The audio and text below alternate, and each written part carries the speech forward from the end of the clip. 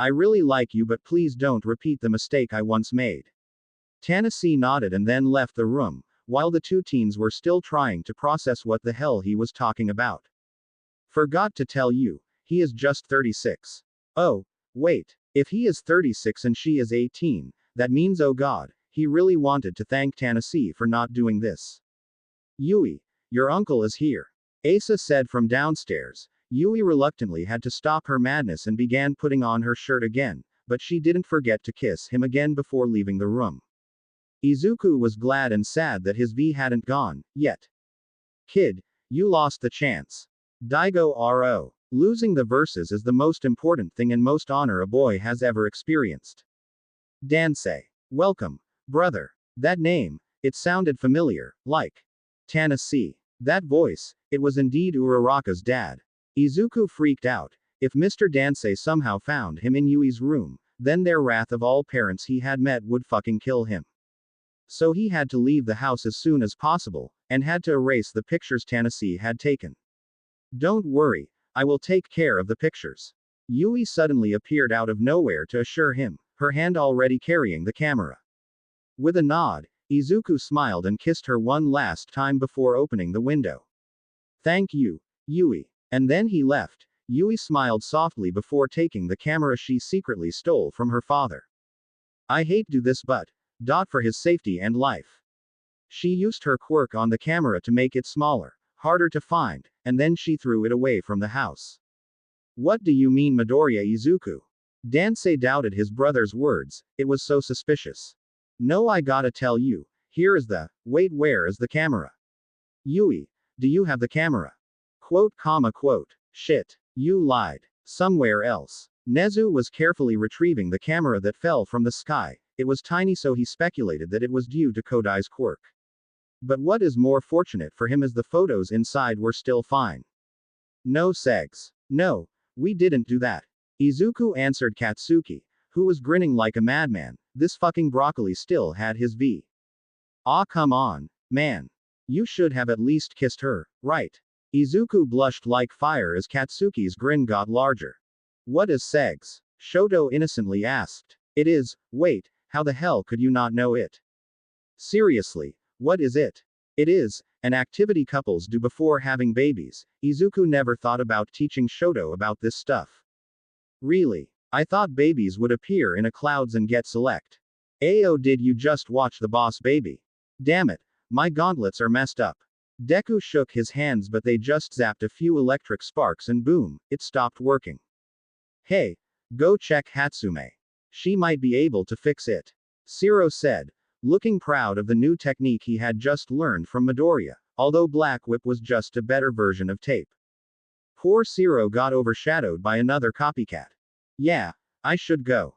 Oh hey, I noticed that, she is more enthusiastic when you're around, damn bro. Shiro tapped Izuku's shoulder, which made the green boy blush. No, Shiro-kun, we're just friends. Everyone in 6 miles radius raised their eyebrows. Honta raised his eyebrow, with his tapes also, raised its eyebrow. I disagree. And I disagree with your disagreement. And I disagree with your disagreement about my disagreement. And I, shut the fuck up. Katsuki yelled from behind. Shiro sighed. Damn bro, you got some stupidly good riz. Blushing slightly, Deku started fiddling his fingers. He knew Mei was super energetic, like she was a goddamn self-sustaining battery, always full, always radiating. And, Honta's previous sentence really made him concerned. Mei, to say the least, was super clingy or a super close female friend, just like her boobs and Deku's face. But it was weird that people would often tease him about her. They were only friends, nothing more or less.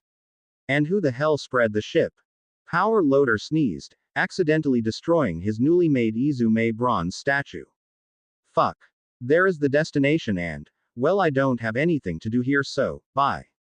Shiro waved his hand. Midoriya also waved his hand back and focused on the door.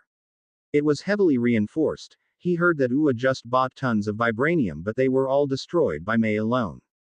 Izuku closed his eyes, sighing, but wait, he forgot to do the protocol. He stepped beside the door, not in front of it. Why? Because it is a protocol, mandatory.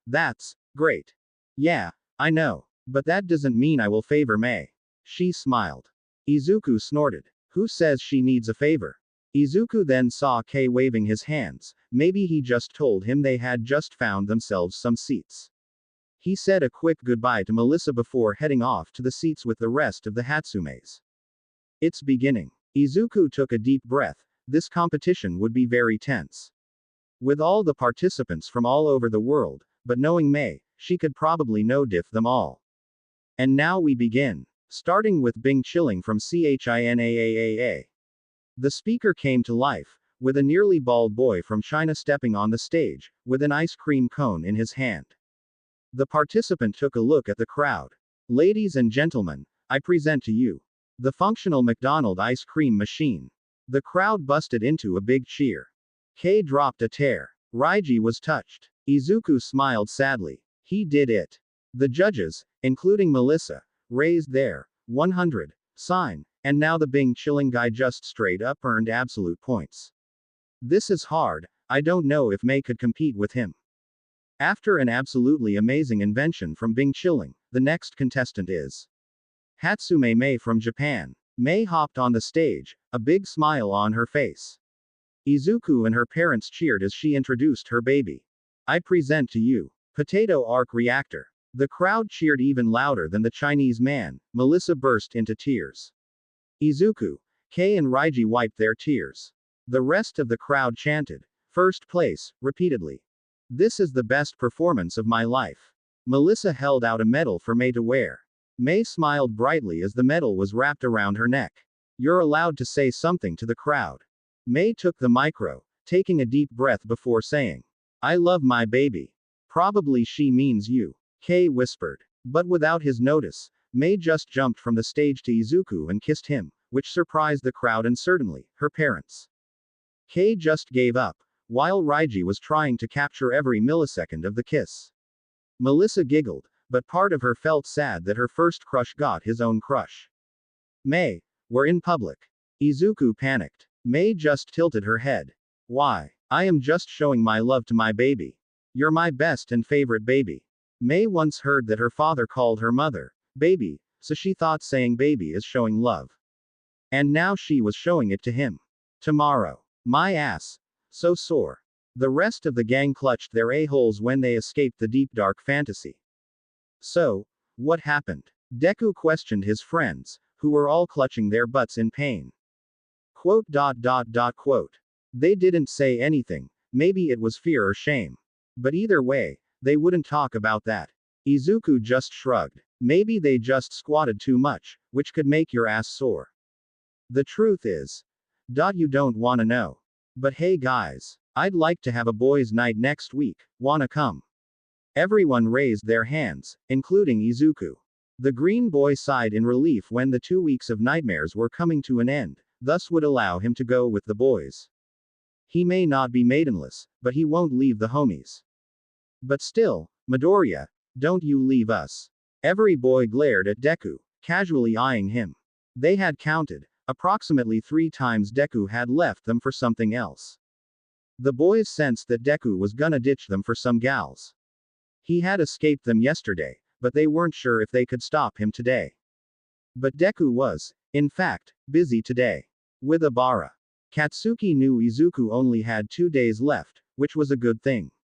After that 2 days, they will have a good boy night. But still, Bakugo couldn't know if Izuku was a simp or not, judging who the hell would agree on going on 14 dates. Is he a simp? No one knows. Meanwhile, the plan is all set. Kamui Woods, or Shinji, mumbled to himself. He was ready to ruin the date. At first, Shinji didn't want to do it, but him losing the bets 12 times. And some anomalous people, one of them had a quite yellow hairstyle, would buy him a bunch of plants if he succeeded. Fucking awesome. Sorry, Abara, but this is the way. Yo, let's go, Shinji. Mount Lady burst through the door, yelling. Not my new wooden door. Meanwhile, yo, Izuku, have you ever thought this is too much for you? Shoto glanced at Izuku, looking him in the eyes. I know you will say something like, I am fine, Shoto. Thanks for caring. Izuku sighed,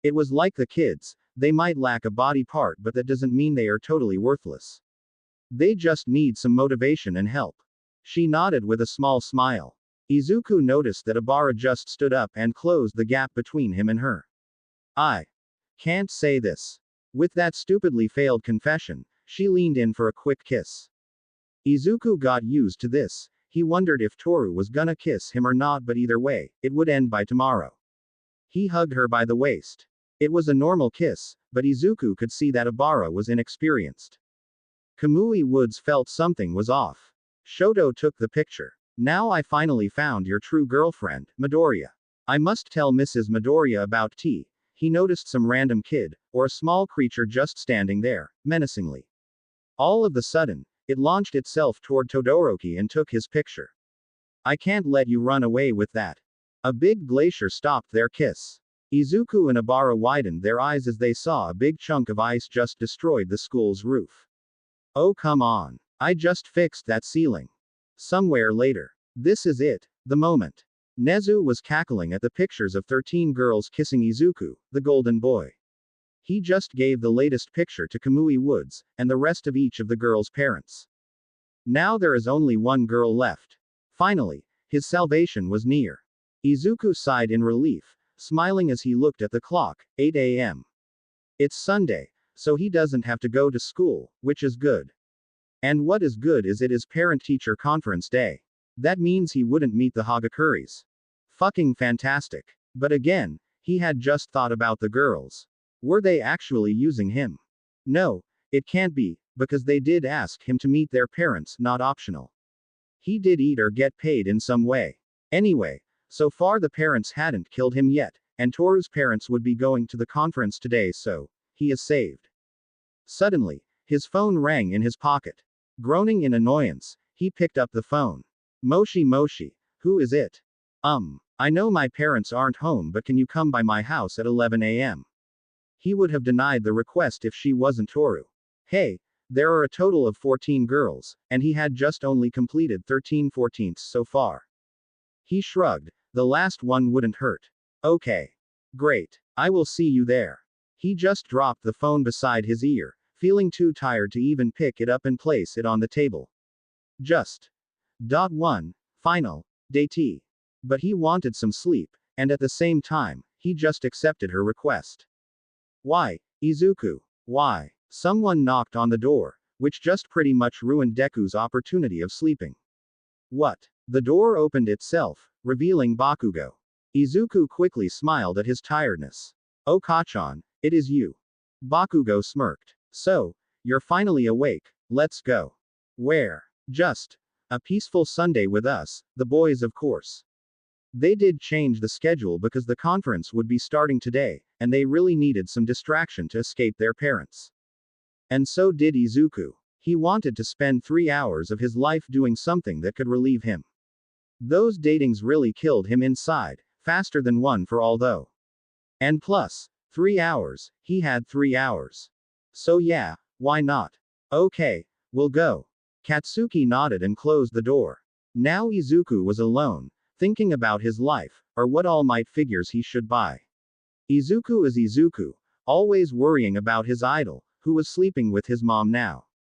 With a tired sigh, he got out of his bed, crackling his fingers and back.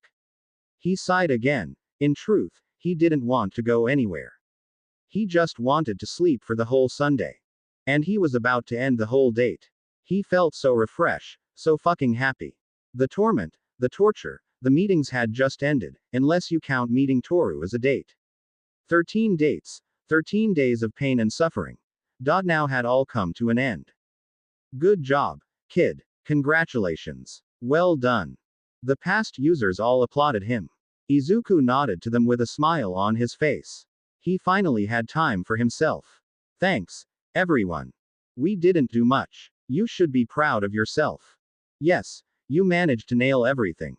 The girl's parents seem to like you though. Izuku blushed, but he still smiled. Nana chuckled because she knew how it was like to date someone, not like the virgins in here. Oh wait, that would include Izuku too. But he probably wouldn't care if he is a virgin or not. He knew he isn't maidenless. Bitches would kill each other to have him.